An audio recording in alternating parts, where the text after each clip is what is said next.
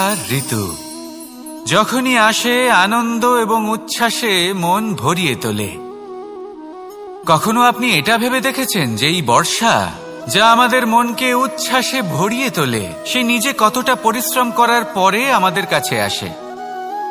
নদী হোক, সরোবর হোক, সমুদ্র হোক, তাকে সূর্যের তাপ সহ্য করতেই হয়। বাষ্প হয়ে আকাশে উড়ে যেতেই হয়। আকাশে গিয়ে কঠোর শীতলতার সম্মুখীন হতেই হয়। সেই ঠান্ডা সহ্য করতেই হয়। আর তারপর এই বর্ষা আমাদের গায়ে ঝরে পড়ে, কারোর তৃষ্ণা নিবারণ করে, আবার কাউকে আশ্বাস দিয়ে যায়। সেইভাবে জীবনে যদি আমাদের কোনো বড় কাজ করতে হয় তাহলে আমাদের কঠোর এবং নিরন্তর পরিশ্রম করতেই হবে। আর যে ব্যক্তি এই পরিশ্রম করার পরেও কোনো একটি নির্দিষ্ট স্থানে পৌঁছে যাবার পরেও বিনম্র থাকেন, সেই ব্যক্তি অমরত্ব লাভ করেন। তিনি হলেন সেই ব্যক্তি যাকে সমগ্র সংসার ভালোবাসেন। তাহলে সবসময় মনের মধ্যে বিনম্র ভাব বজায় রাখুন আর আমার সাথে ভালোবেসে বলুন, রাধা রাধা। কোনো এক বস্ত্রে যদি ছোট্ট একটা ছিদ্র উৎপন্ন হয় আর যদি আমরা তার দিকে নজর না দিই তাহলে সময়ের সাথে সমগ্র বস্ত্র ছিঁড়ে যায় আর কোনো কাজে আসে না। যদি কোনো একটা নৌকাতে ছোট্ট একটা ছিদ্র উৎপন্ন হয় তাহলে সময়ের সাথে পুরো নৌকাই জলে ডুবে যায়। লক্ষ্যের দিকে অগ্রসর হওয়ার সময় একটা ছোট্ট ভুল আপনি যদি করে ফেলেন তাহলে আপনাকে তা লক্ষ্যের থেকে দূরে করে দিতে পারে। এমনটা এই সম্পর্কের সাথেও হয়ে থাকে।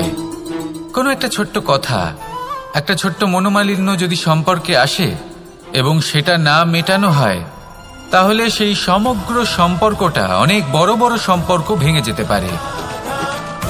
যদি আপনার সম্পর্কে ছোট্ট একটা ছিদ্র উৎপন্ন হয় তাহলে প্রেমের সূচ আর স্নেহের সুতো দ্বারা সেলাই করে ফেলুন, যাতে আপনার এই সম্পর্ক অটুট থাকে এবং প্রেম দ্বারা পরিপূর্ণ থাকে। আসুন আমার সাথে ভালোবেসে বলুন, রাধা রাধা।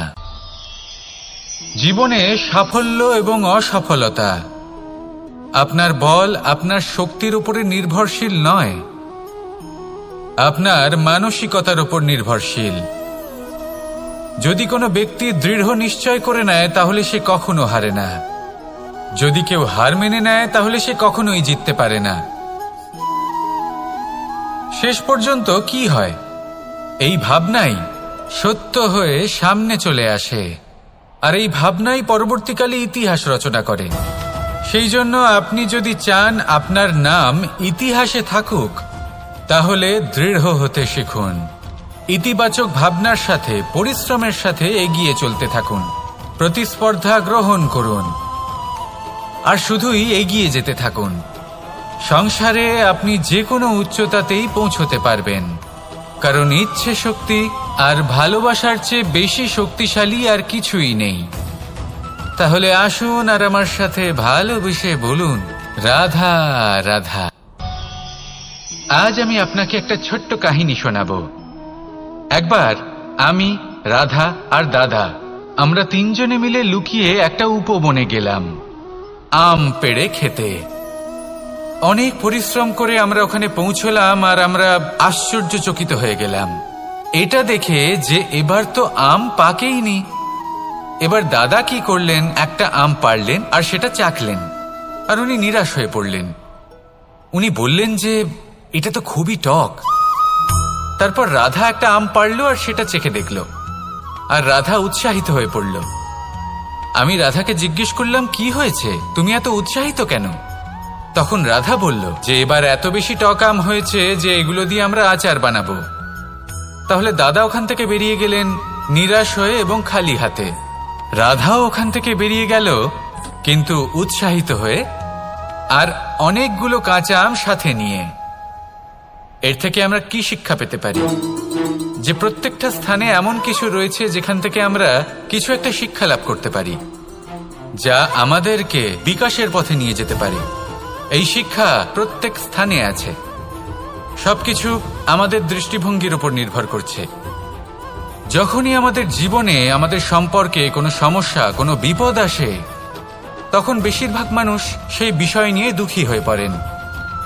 আর কিছু মানুষ এমনও থাকেন যারা শেষ পর্যন্ত তার সমাধান করেন, বিপদকে পরাজিত করেন, সম্পর্কগুলিকে আবার জুড়ে দেন। যদি আপনি সুখের খোঁজ করেন তাহলে আপনি সুখ অবশ্যই পাবেন, প্রসন্নতা অবশ্যই পাবেন। যদি আপনি দুঃখ খোঁজেন তাহলে দুঃখ অবশ্যই পাবেন। এবার আপনি কি খুঁজতে চান সেই চয়ন আপনারই। আসুন আর আমার সাথে ভালোবেসে বলুন রাধা রাধা। যখন সূর্যের অত্যাধিক তাপের কারণে এই ধরিত্রী শুষ্ক হয়ে যায় তখন প্রতিবিম্ব আমরা এইভাবে দেখতে পাই। আমরা কোথাও দূরে তাকালে আমাদের মনে হয় সেখানে জল রয়েছে। আমরা যখনই কাছে গিয়ে দেখি তখন দেখি যে সেখানে জলই নেই। তারপর যেই আমরা পেছনে ফিরে তাকাই আমরা দেখি যেখান থেকে আমরা এসেছি সেখানে জল পড়ে রয়েছে। এবার এই যে মরুতৃষ্ণা তা কিন্তু শুধুই ভূমিতে নয়, আমাদের ভাবনা চিন্তার সাথেও এটাই হয়ে থাকে, অনেক সময় হয়ে থাকে। যে ব্যক্তি জল লাভ করার আশায় বসে থাকে সে কখনোই জল লাভ করতে পারে না, কিন্তু যে ব্যক্তি জল লাভ করার আশায় নিরন্তর পরিশ্রম করতে থাকে, ঘাম ঝরায়, সেই ব্যক্তি কোনো মরুভূমিতেও জল লাভ অবশ্যই করে। জীবনে যদি আমরা বড় কিছু লাভ করতে চাই তাহলে নিরন্তর পরিশ্রম করতেই হবে। পরিশ্রমের এই মনোভাব অত্যন্ত গুরুত্বপূর্ণ। এই মনোভাব আর দৃষ্টিভঙ্গি এ হল অন্তরের গুণ।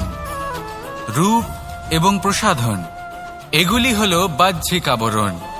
যে ব্যক্তি রূপের কারণে আপনাকে ভালোবাসে তা প্রকৃত ভালোবাসা নয়, কিন্তু যে ব্যক্তি আপনার আবেগ এবং মানসিকতার জন্য আপনাকে ভালোবাসে তাই হলো প্রকৃত ভালোবাসা। তাহলে এই কথাটা মনে রাখুন আর আমার সাথে ভালোবেসে বলুন রাধা রাধা। সিংহকে বনের রাজা বলা হয়। অত্যন্ত শক্তিশালী হয় সে, তার পরিবারও খুব বড় হয়। কিন্তু যদি এমন হয় যে সিংহের পরিবারে নিজেদের মধ্যেই কলহ সৃষ্টি হয়, যদি তারা নিজেরাই লড়তে থাকে তাহলে কি হবে? সিংহকে মেরে তার পরিবারকে মেরে ফেলে শেয়াল বনের রাজা হয়ে উঠবে।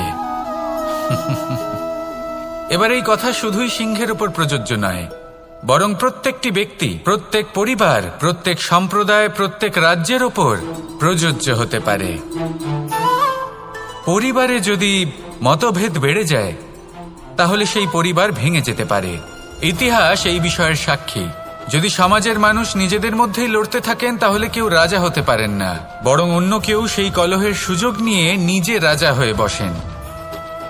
একতার গুরুত্ব বুঝতে শিখুন।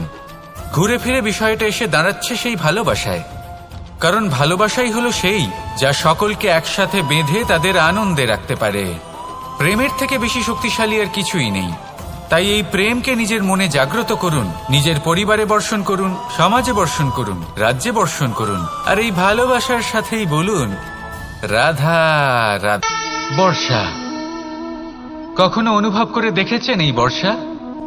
আকাশ থেকে বর্ষার ফোঁটা ঝরে পড়ে, মিষ্টি ফোঁটা, শীতল ফোঁটা, মনকে পবিত্র করে তোলে, ধরিত্রীর তৃষ্ণা নিবারণ করে, আশপাশটা সবুজে ভরিয়ে তোলে।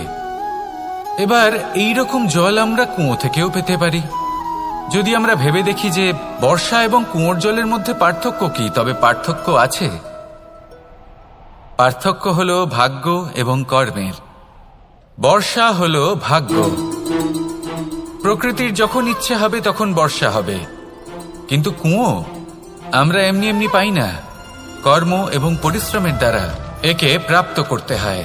এই ধরিত্রীকে খুঁড়তে হয়, অনেক ঘাম ঝরাতে হয়, তবেই আমরা একটা কুয়ো প্রাপ্ত করতে পারি। এবার এই বর্ষা, এটা সারা বছর হয় না, কিন্তু কুয়ো এটা বছরের পর বছর আমাদের তৃষ্ণা নিবারণ করে। এবার এর থেকে আমরা কি শিক্ষা লাভ করি? এটাই যে আপনি ভাগ্যের উপর বিশ্বাস রাখুন, কিন্তু নিজের কর্মের উপর আস্থা রাখুন, কারণ কর্ম এবং পরিশ্রম আপনাকে এই সংসারের যে কোনো শিখরে পৌঁছে দিতে পারে। তাহলে নিরন্তর প্রয়াস করুন, কর্ম করুন, আর আমার সাথে ভালোবেসে বলুন রাধা রাধা। ইচ্ছে, বড়ই বিচিত্র জিনিস এই ইচ্ছে। যদি তা পূর্ণ না হয় তাহলে তা ক্রোধকে জন্ম দেয়, যদি তা পূর্ণ হয় তাহলে লোভকে জন্ম দেয়, যদি সময়ের মধ্যে পূর্ণ না হয় তাহলে শোককে জন্ম দেয়, আর যদি সময়ের পূর্বেই পূর্ণ হয়ে যায় তাহলে অহংকারকে জন্ম দেয়। সকলের ইচ্ছে থাকে, আপনারও অবশ্যই থাকবে, তা অবশ্যই পূরণ করবেন। কিন্তু একটা কথা মনে রাখবেন, আপনার এই জীবন এটা কোনোভাবেই আপনার ইচ্ছে পূরণ করার মাধ্যম নয়। এ হলো ধৈর্য সাধনের এক মাধ্যম, নিয়ন্ত্রণ করার এক মাধ্যম। নিয়ন্ত্রণ নিজের কামনার ওপর, নিজের ইচ্ছের ওপর, নিজের আবেগের ওপর। কারণ ইচ্ছে এটা হলো সেই অশ্বের মতো যা একবার লাগাম ছাড়া হয়ে গেলে আপনার হাত থেকে যদি এই লাগাম বেরিয়ে যায় তাহলে তা আপনাকে সোজা বিনাশের পথে নিয়ে যেতে পারে। কিন্তু যদি আপনি একে নিয়ন্ত্রণ করতে পারেন তাহলে এটা আপনাকে সাফল্যের শিখরে অবশ্যই পৌঁছে দিতে পারে। তাহলে ইচ্ছেগুলিকে নিয়ন্ত্রণ করুন আর আমার সাথে ভালোবেসে বলুন, রাধা রাধা। আমরা আনন্দ লাভের জন্য ভালোবাসি মা বাবাকে, ভাই বোনকে, পরিবার পরিজনকে, বন্ধুকে, প্রেমিকাকে। আমরা চাই যে সকলে যেন আপন হয়ে থাকেন, আমাদের কাছে থাকেন। কিন্তু মানুষের একটা প্রবৃত্তি আছে যে তিনি যা লাভ করে ফেলেন তার মূল্য তিনি বুঝতেই পারেন না। যদি আপনার বাড়ির কাছে একটা মিষ্টি জলের সরোবর থাকে বা সুন্দর নদী থাকে তাহলে জলের গুরুত্বটা কি আপনি তা বুঝতেই পারবেন না। সেইখানে আপনি যদি কোনো একটা মরুভূমিতে যান আপনি অনুভব করতে পারবেন যে এক একটা ফোঁটা জলের কি গুরুত্ব, তার মূল্য কি। সুখের মুহূর্তে যদি আপনজনদের মনে রাখেন তবে দুঃখের মুহূর্ত নিজে থেকেই দূরে সরে যাবে। ভালোবাসা এবং তার সাথে স্মরণ করা, এটাই তো হলো জীবনের এবং ভালোবাসার আসল মূল্য। আসুন আর আমার সাথে ভালোবেসে বলুন, রাধা রাধা। একটা জলের ফোঁটাকে ফোঁটা নামে সম্বোধন করা হয়। অনেক ফোঁটা একত্রিত হলে সাগরের রূপ ধারণ করে। শুধু একটা পাতাকে পাতা বলা হয়, অন্য অনেক পাতার সাথে একত্রিত হলে তা গ্রন্থের রূপ ধারণ করে।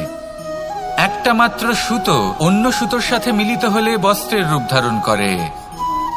অনেক সংখ্যক ইট একত্রিত হলে মহলের রূপ ধারণ করে।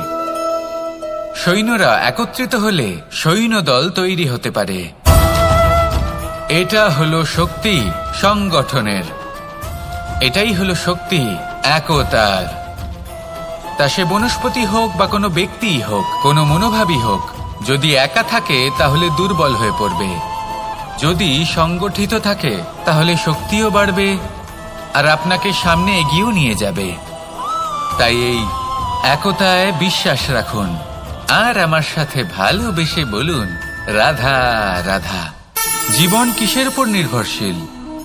ধনের ওপর, বৈভবের ওপর, নিঃশ্বাসের ওপর? না, এই জীবন নির্ভরশীল বিশ্বাসের ওপর। বিশ্বাস নিজের ওপর, বিশ্বাস আমাদের আপনজনের ওপর। কিন্তু যখন এই বিশ্বাস ভেঙে যায় তখন মানুষের মনও ভেঙে যায় আর তারপর সে অন্য কিছু করতেই পারে না। তখন কি করা যেতে পারে?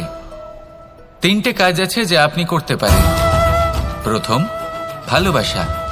যাকে আপনি ভালোবাসেন, যারা আপনাকে ভালোবাসে, ভুল যারই হোক না কেন, তার কাছে ক্ষমা চাইতে কখনোই সংকোচ বোধ করবেন না।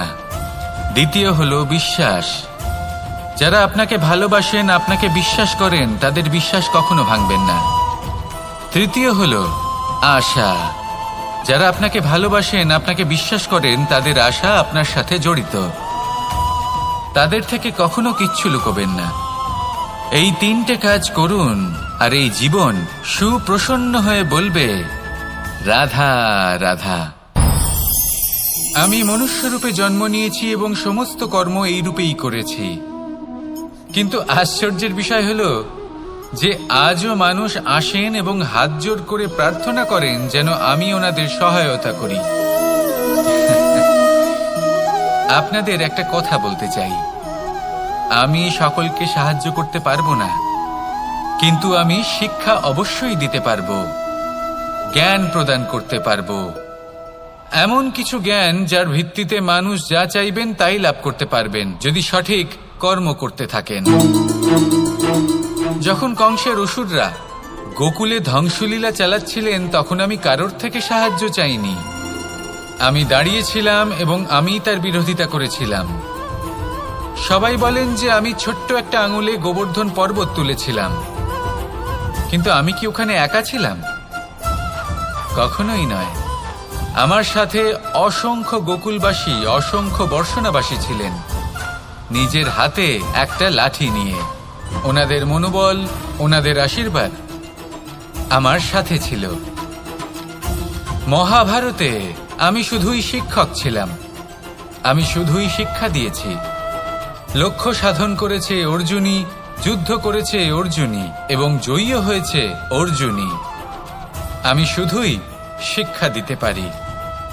অবশেষে আপনাকে শুধু এটুকুই বুঝতে হবে যে ঈশ্বর সবকিছু করতে পারেন না, করতে হবে আপনাকে।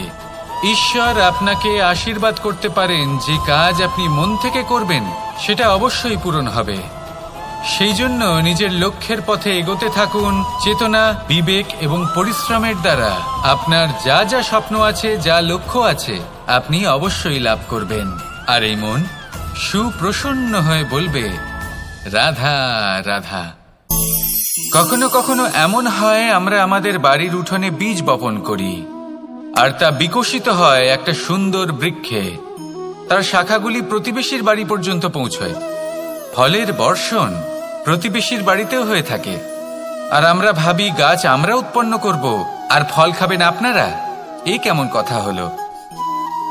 আপনাকে এই কথা বুঝতে হবে যে এসব হলো ভৌতিক বস্তু, সাংসারিক বস্তু। কখনো নিজের বাড়ির বাগানে ভালোবাসার গাছ বপন করে দেখুন। তার শাখাও প্রতিবেশীর বাড়ি পর্যন্ত পৌঁছবে, ফলের বর্ষণ সেখানেও হবে। কিন্তু সেই ফল চাইতে আপনাকে যেতে হবে না, সেই ফল দ্বিগুণ মাত্রায় আবার আপনার কাছেই ফিরে আসবে। তাই নিজের বাড়িতে আর নিজের মনে ভালোবাসার গাছ উৎপন্ন করুন। এই জীবন প্রসন্ন হয়ে বলবে, রাধা রাধা। আমাদের জীবন হলো একটা উপবনের মতো, যেখানে কাঁটাও আছে আবার ফুলও আছে। আর যদি আপনি ফুল লাভ করতে চান তাহলে কাঁটার সংস্পর্শে তো আপনাকে আসতেই হবে। এটাই জীবনের সত্য। আমাদের জীবনে, আমাদের পরিবারে, আমাদের সমাজে দেখবেন ভিন্ন ভিন্ন ধরনের মানুষ আছে। কেউ আছেন দুর্জন, কেউ সজ্জন, কেউ শত্রু হন তো কেউ মিত্র। যদি আপনি দুর্জনদের কাছে যান তাহলে শুধুই কষ্ট পাবেন, যদি আপনি শত্রুর কাছে যান তাহলে ঝামেলায় জড়িয়ে পড়বেন। তার চেয়ে ভালো আপনি সজ্জনদের কাছে যান, আনন্দ এবং জ্ঞান লাভ করবেন। নিজের মিত্রদের কাছে যান, আপনি সাহস লাভ করবেন। আরো একটা কথা বলি, এই জীবন এত বড়ও নয় যে আপনি প্রত্যেক সমস্যায় প্রত্যেক মানুষের সাথে ঝামেলায় জড়াবেন। শুধু যার সাথে আপনার মনের মিল হবে তাকে প্রণাম করুন, আর যার সাথে মনের মিল হবে না তাকে দূর থেকে প্রণাম করুন। কিন্তু মনের মধ্যে থেকে প্রেমের বোধ কোথাও যেতে দেবেন না, কারণ এই ভালোবাসাই শেষ মুহূর্তে আপনার উচিত পথ প্রদর্শন করবে। তাই এই ভালোবাসাকে মনে জাগ্রত রাখুন, আর এই ভালোবাসার সাথেই বলুন, রাধা রাধা। কখনো আপনি কোনো গোয়াল দেখেছেন? অধিক মাত্রায় গোবর পড়ে থাকে আর ওখানে এক ধরনের পোকা দেখতে পাওয়া যায়, যাকে গুবরে পোকা বলা হয়। এরা কি করে? সারাদিন সেই গোবরেই বাস করে। সেই গোবরকে গোল আকৃতি প্রদান করে নিজের বাসার দিকে নিয়ে যাওয়ার চেষ্টা করে।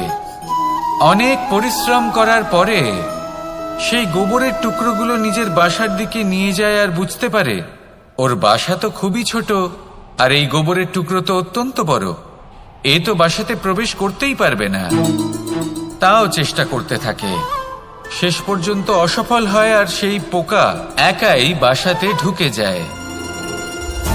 এরকম মানুষের সাথেও হয়ে থাকে সমস্ত জীবন।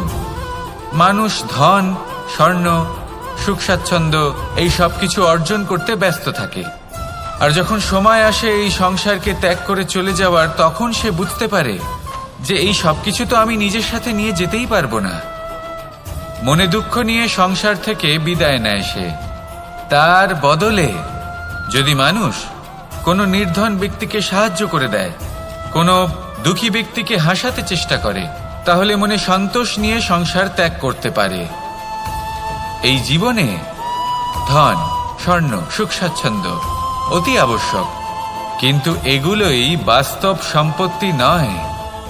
তাহলে কি এই বাস্তব সম্পত্তি সেটা বুঝতে শিখুন আর আমার সাথে ভালোবেসে বলুন, রাধা রাধা। আপনার থেকে বড়, আপনার থেকে মহান হলেন সেই গুরু। এটা কি আবশ্যক যে সেই গুরু কোনো ব্যক্তিই হবেন? কখনোই নয়। গুরু হলেন একটা তত্ত্ব, গুরু হলেন একটা শক্তি। গুরু একজন ব্যক্তি হলে শুধুই একজনই হতেন, কিন্তু তা নয়। গুরু হলেন একটা অনুভূতি, গুরু হলেন শ্রদ্ধা। গুরু তিনি যিনি আপনার ব্যক্তিত্বের পরিচালক হন। গুরু তিনি যিনি আপনার ব্যক্তিত্বের নির্মাতা হন। আপনি কখন, কোথায়, কোন স্থানে, কি রূপে গুরু লাভ করবেন আর কি শিক্ষা লাভ করবেন তা নির্ভর করছে আপনার মানসিকতার উপর, যে আপনি সকলকে কিভাবে আপন করে নিতে পারেন। যদি আপনি গুরুকে আপন করতে চান, জ্ঞানকে আপন করতে চান, তাহলে আপনার মধ্যে শ্রদ্ধা জাগ্রত করতে হবে, সামর্থ্য জাগ্রত করতে হবে। আপনি গুরু এবং জ্ঞানকে আপন করে নিতে পারলে তা এমনিই আপনাকে মহান করে তুলবে। তাহলে আসুন আর আমার সাথে ভালোবেসে বলুন, রাধা রাধা। সময় এবং ধন, একটা যা প্রকৃতি আমাদের দান করেন আর একটা যা আমরা নিজেরা অর্জন করি। কিন্তু যখন হারিয়ে ফেলার প্রসঙ্গ আসে তখন আমরা এই দুই একসাথে হারিয়ে ফেলি। এই সময় যদি আপনি গুনতে থাকেন তাহলে তা এমনিও নষ্ট হয়ে যাবে, কারণ সময় গণনা করতে আপনি যে সময় ব্যতীত করেন তা তো এমনিই নষ্ট হয়ে যায়। এই সময়কে যদি আপনি একত্রিত করার চেষ্টা করেন তাহলে তা সম্ভব হবে না। সময়ের বিষয়ে শুধু একটাই কথা বলবো, আপনি যদি একে ব্যবহার করেন তাহলেই জীবনে বৃদ্ধি হবে। ধনের সাথেও এটাই হয়। কথায় আছে যে এই ধনের দ্বারাই ধন অর্জন করা সম্ভব। যদি আপনি এই ধনের যত্ন নেন এবং একে সামলে রাখেন তাহলে ধন আপনাকে সামলে রাখবে। এবার সময় আমরা প্রচুর পরিমাণে পাই, কিন্তু তার অর্থ এটা নয় যে আমরা তা নষ্ট করি। বাস্তব অর্থে সময় তা অত্যন্ত মূল্যবান। এর সদ্ব্যবহার করা যদি আপনি শিখে যান তবে এই সময়ও আপনাকে অবশ্যই অতি মূল্যবান করে তুলবে। আসুন আর আমার সাথে ভালোবেসে বলুন, রাধা রাধা।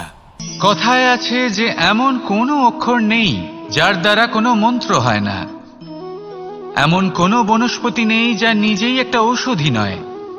পৃথিবীর এমন কোনো ব্যক্তি নেই যার মধ্যে কোনো যোগ্যতা থাকে না। শুধু প্রয়োজন হলো যে ব্যক্তিকে আমরা খুঁজে চলেছি তাকে সঠিকভাবে চিনে নেওয়া। যদি তার যোগ্যতা, তার বিশেষত্ব আমরা বুঝতেই না পারি তাহলে আর লাভ কি রইল?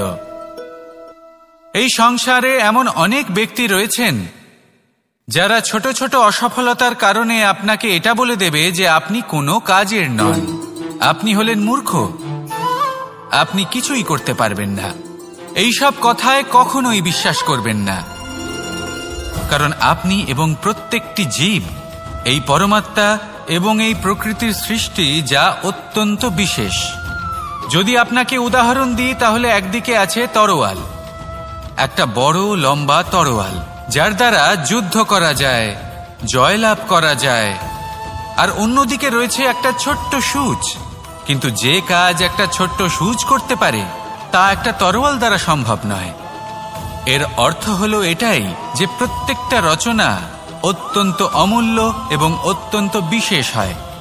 তাহলে বিশ্বাস রাখুন যে আপনি অত্যন্ত বিশেষ একজন, আর প্রেমের সাথে বলুন, রাধা রাধা। বাল্যকালে যখন আমি মাখন খেতাম তখন যশোদা মায়ের আমার মাখন খাওয়া নিয়ে কোনো সমস্যা ছিল না, কিন্তু যখন আমি মাখন খেতাম, মাখন চুরি করতাম, তখন যেই প্রকারে বাড়ির পরিচ্ছন্নতা আমি নষ্ট করতাম তা নিয়ে অবশ্যই যশোদা মায়ের আপত্তি ছিল। আর হবে নাই বা কেন? কথায় আছে যে যদি আমাদের ঘর পরিচ্ছন্ন থাকে সেখানে লক্ষ্মী বসবাস করে থাকেন, তবেই সেই বাড়িতে সন্তোষ ভাব থাকবে। সেই জন্যই আমাদের যশোদা মা পরিশ্রম করে বাড়ির ভেতর এবং বাড়ির বাহির সবসময় পরিচ্ছন্ন করে রাখতেন। এবার যেইভাবে আমাদের বাড়ি, যেখানে আমাদের পরিবার বসবাস করতেন, সেইভাবেই আমাদের শরীর আর আমাদের আত্মা রয়েছে যাতে আমরা বসবাস করি। একেও স্বচ্ছ রাখা প্রয়োজনীয়। এবার স্বচ্ছ কিভাবে রাখা যায়?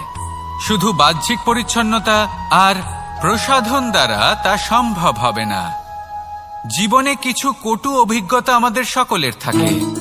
সেই কটু অভিজ্ঞতাগুলির কারণে আমাদের মন, আমাদের আত্মা মলিন হয়ে যায়। এই মালিন্য থেকে আমাদের আত্মাকে মুক্ত করা অত্যন্ত প্রয়োজনীয়। এই স্বচ্ছতা অত্যন্ত প্রয়োজনীয়।